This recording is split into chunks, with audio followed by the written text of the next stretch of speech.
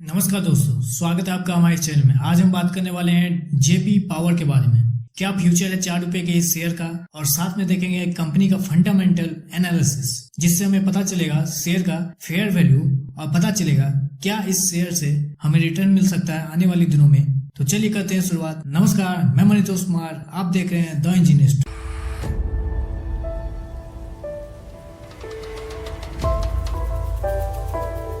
Video start करने से पहले मैं बता दूं आपको, ये शेयर मेरे उन 7 पेनी स्टॉक में से एक है जो मैंने लोगों को सजेस्ट किया था दिसंबर 2020 में, जब शेयर 3 रुपए के आसपास था, और उस लेवल से शेयर 2.5 गुना का रिटर्न दे चुका है, जैसा कि आप देख सकते हैं चार्ट। चलिए डिस्कशन को आगे बढ़ाते हैं और जयप्रकाश पावर के शेयर होल्डिंग को पहले देख लेते हैं। प्रमोटर के पास 26% स्टेक है, एफआईआई के पास 0.9%, डीआईआई के पास 28.72% और रिटेल इन्वेस्टर यानी हमारे आपके पास 44.37% स्टेक है। यानी अगर बात करें तो प्रमोटर और डीआईआई और एफआईआई से ज्यादा भरोसा इस शेयर पे हम रिटेल इन्वेस्टर दिखा रहे हैं। मैं इसलिए ऐसा बोल रहा क्योंकि प्रमोटर के पास 26% हिस्सेदारी में से प्रमोटर ने 87% हिस्सेदारी गिरवी रखी हुई है, और ये बहुत सालों से चल रहा है। ऐसा नहीं है कि पिछले क्वार्टर में किया है इन्होंने, बहुत सालों से चल रहा है। मतलब बोले तो प्रमोटर के पास बस 2.5% ऐसे शेयर है जिसके वे खुद मालिक है,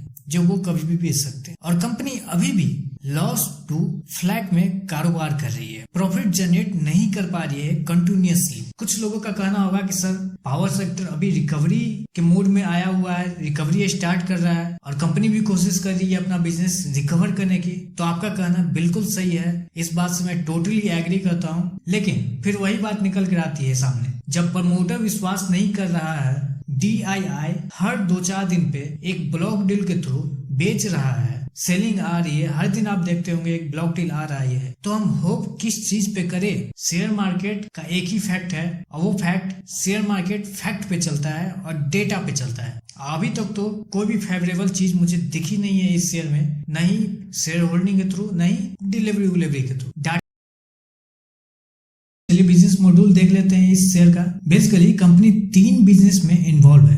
पहला thermal and hydro power generation, दूसरा कोल माइनिंग और तीसरा सीमेंट ग्राइंडिंग। ये 3 बिजनेस है जिसके थ्रू कंपनी को पैसे मिलते हैं, सेल्स करती है, वो प्रॉफिट कमाती है। ये 3 तरीके हैं जिसके थ्रू वो प्रॉफिट जनरेट करती है। चलिए अब कंपनी का डेप्ट देख लेते हैं कि कंपनी के पास कितना कर्ज है। 5 साल पहले कंपनी के पास 32,065 करोड़ का कर्ज था, फिर 3 साल पहले 23,994 करोड़ हुआ, और अब 5,570 करोड़ है, जो कि बहुत कम है पहले के मुकाबले। तो डेप्ट अभी भी बहुत कम दिख रहा है कंपेयर करें पहले के मुकाबले। लेकिन ये सडनली जो इतना कम हुआ है, इसके पीछे एक रीजन मैं आपको बता दूं। जब कंपनी के पास इतना ज्यादा डेप्ट हो चुका था 3 साल पहले 23,994 करोड़ का, तो बैंक्स और जितने भी लोगों ने इनको पैसे दिए थे, उन्होंने मीटिंग की, उन्होंने बात किया और उन्होंने डिसाइड किया कि इतने पैसे तो कंपनी नहीं देने वाली है, तो क्यों ना उसको एक अलग अलग सेगमेंट में बांट दिया जाए, जिसके थ्रू कंपनी कुछ पैसे चुकाए। तो उसके थ्रू कंपनी के पास 5,570 करोड़ का डिवाइड करके बनाया गया कि इतने कंपनी को देना होगा, इतने पे इंटरेस्ट भी बनेगा तो देना होगा, सब कुछ देना होगा। तो इस तरीके से कंपनी के पास 5,570 करोड़ का डेप्ट अभी बचा हुआ है।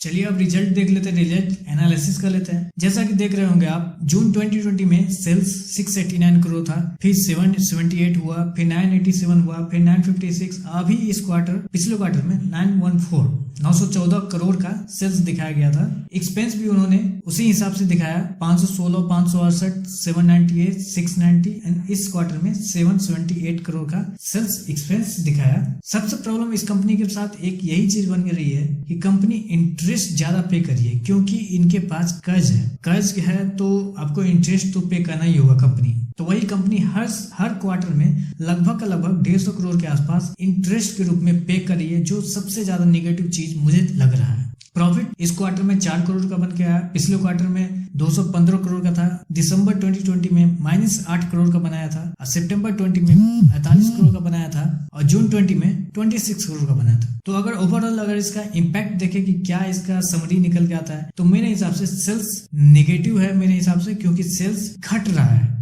दिसंबर 20 में 987 था, फिर 956 हुआ, फिर 914 हो गया। तो सेल्स घट रहा है धीरे धीरे, जबकि कंपनी अगर ग्रोथ में है तो उसको या तो फ्लैट रहना चाहिए, अपने आप को कंट्रोल करना चाहिए सेल्स में भी, सब कुछ में भी, या सेल्स बढ़ना चाहिए। लेकिन यहाँ पे सेल्स घट रहा है तो वो नेगेटिव साइन है। एक्सपेंस एक सेम टू सेम है, उस ओवरऑल अगर देखा जाए तो वो न्यूट्रल होगा।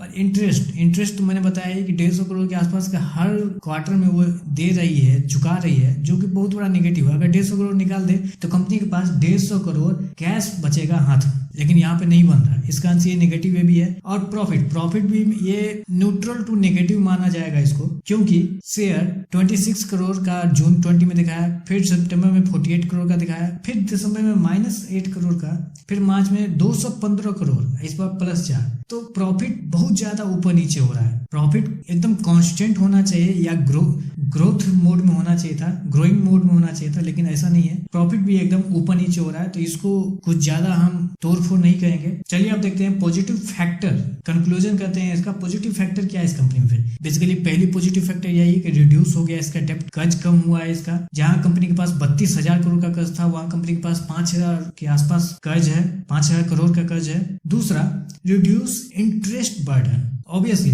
जब आपका डेप्ट कम होगा तो आपको इंटरेस्ट भी कम देना होगा, क्योंकि अगर आप 2 साल पहले अगर इसका इंटरेस्ट देखें तो 1200, 1500 करोड़, 2000 करोड़ का इंटरेस्ट पे करना पड़ता था इसको, लेकिन अभी 150 करोड़ के आसपास का है। तो उन्होंने अपना इंटरेस्ट भी रिड्यूस किया है। कंपनी प्रॉफिटेबल है। पहले नेगेटिव में हुआ करती थी कंपनी, हर साल लॉस देती थी, हर क्वार्टर में लॉस शो करती थी, लेकिन अब प्रॉफिट जनरेट करना शुरू की है। तो ये एक पॉजिटिव फैक्टर हो सकता है कंपनी के लिए। चलिए नेगेटिव फैक्टर देख लेते हैं। पहला तो मुझे ये लगता है प्रमोटर होल्डिंग लो है इसका। 26% प्रमोटर ही इस पे विश्वास रख रहे हैं। प्रमोटर अपनी हिस्सेदारी बढ़ा नहीं रहे हैं, नहीं घटा रहे हैं। तो बेसिकली अगर कोई एक अच्छी कंपनी है तो प्रमोटर हमेशा चाहता है कि उसमें ज्यादा से ज्यादा स्टेक ले, लेकिन यहाँ पे प्रमोटर होल्डिंग लो है, 26% है। दूसरा, प्लेज प्रमोटर होल्डिंग जो कि 83.3% है, 87.3%, जो कि मैंने आपको बताया है कि 26% में से जब 87% आप प्लेज ही कर दिए तो आपके पास बचा क्या? 2.5% शेयर बचा आपके पास। तो वो बहुत ज्यादा नेगेटिव चीज है ये किसी भी शेयर के लिए। मैं जयप्रकाश पावर की बात नहीं कर रहा, किसी भी शेयर के लिए अगर ऐसा कंडीशन बनता है तो बहुत ही नेगेटिव साइन है वो। और तीसरा, सबसे most important, thermal power have no future. Company का मेन पैसा थर्मल पावर जनरेशन से आता है, इलेक्ट्रिसिटी जनरेट करने से आता है, इलेक्ट्रिसिटी के थ्रू आता है। लेकिन अगर आप गौर करो तो अभी इलेक्ट्रिसिटी जो है अभी चल रही है, लेकिन आगे वाले दिनों में मतलब ये थर्मल का यूज नहीं होने वाला है, सोलर का यूज होने वाला है। आप देख लो टाटा मोटर्स के शेयर क्यों भागे, टाटा के जितने भी शेयर क्यों भाग रहे हैं, सोलर एनर्जी वाले शेयर क्यों भाग रहे हैं? क्योंकि आने वाले 4-5 साल में सोलर ही सोलर होने वाला है। ये थर्मल ये पुरानी टेक्निक हो जाएंगे, जिसको आप अगर बात करो तो टाटा पावर क्या बोली, टाटा पावर इतनी बड़ी पावर जनरेशन है, उन्होंने बोला है कि 5 साल बाद वो अपने थर्मल पावर वाले प्लांट पे कुछ भी एक्सपेंस नहीं करेंगे, उनका एक्सपेंस 0 कर देंगे। मीन्स कि वो थर्मल पावर को बंद करके इलेक्ट्रिक मतलब रिन्यूएबल सोलर पावर पे वो ज्यादा ध्यान देंगे। तो मेरे हिसाब से नेगेटिव फैक्टर ये है कि आपको 4-5 साल बाद इस कंपनी में ज्यादा आपको देखने के लिए नहीं कुछ मिलेगा।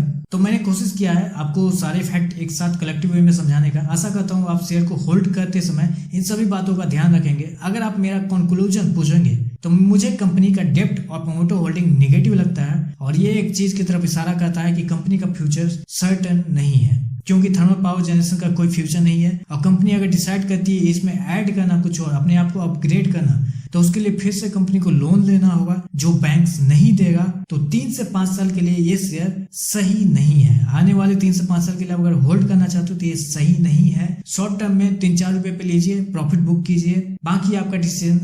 आशा करता हूँ कि कुछ सीखने को मिली होगी आपको इस वीडियो से। अगर कुछ अच्छा लगा तो वीडियो को शेयर करें दोस्तों के साथ, और हमें इनकरेज करें अपना एक लाइक और सब्सक्राइब देकर। फ्यूचर में इसी तरह के कंटेंट पाने के लिए एक सब्सक्राइब जरूर कर दे। आज के लिए बस इतना ही, धन्यवाद।